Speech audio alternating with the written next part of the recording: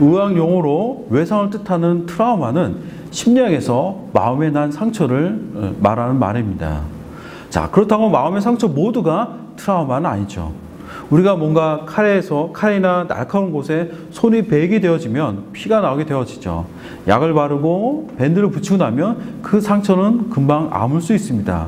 하지만 상처가 너무나 깊게 베어서 그리고 피가 많이 나고 그리고 약을 아무리 발라도 그 상처는 오랫동안 회복되지 않을 수도 있습니다.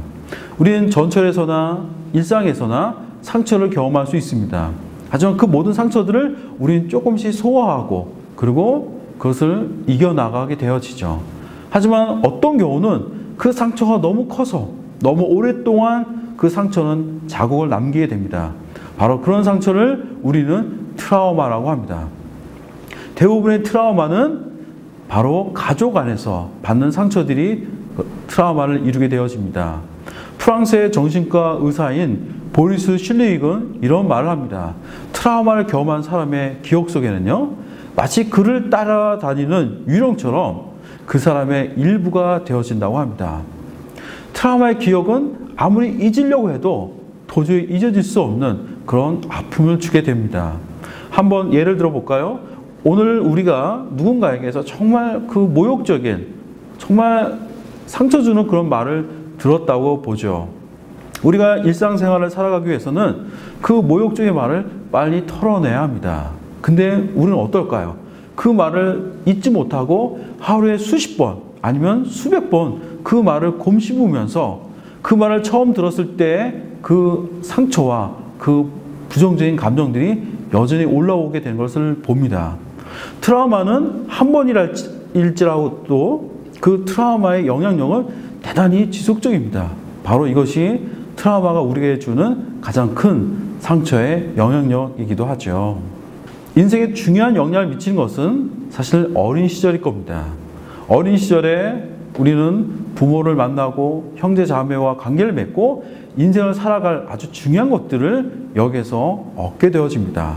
그런데 어린 시절에 상처를 경험하게 되어지고 그리고 트라우마를 경험하게 되어졌을 때 우리는 그 상처로 인해서 자신도 모르게 우리의 삶이 제한되어질 수 있습니다. 성인이 되어서 좋은 배우자가 되려고 하고 그리고 좋은 부모가 되려고 아무리 마음에 결심을 한다고 하더라도 자신도 모르게 그만 사랑하는 가족들에게 배우자와 아이들에게 상처를 주게 된 것을 볼 수가 있습니다. 자, 가족들에게 상처를 주었을 때 어떨까요? 자신도 모르게 우울증에 시달리고요. 그리고 미안함과 죄책감에 시달립니다. 잘하고 싶은데 정말 행복한 가정을 이루고 싶은데 아내와 아니면 남편이 그리고 자녀들이 힘들어하는 걸 보면서 마음의 고통을 느끼게 됩니다. 그러다 보니까 어때요? 더 과잉 행동을 하게 되어지고 그리고 그런 그 죄책감과 우울감에 못 이겨서 또 그 감정을 터뜨려서 또한 가족들을 더욱 힘들게 할 수가 있습니다. 때로는 학대받고 그리고 때로는 지배받았던 그 환경에서 자랐다면 자신도 모르게 학대받고 지배하는 그런 분위기를 오히려 익숙하고 편안하게 느낄 수가 있습니다. 어린 시절의 상황을 성인이 된 지금까지 연장하는 그런 모습을 통해서 사실 우리는 또다시 어린 시절의 그 상처로 돌아가고 있죠.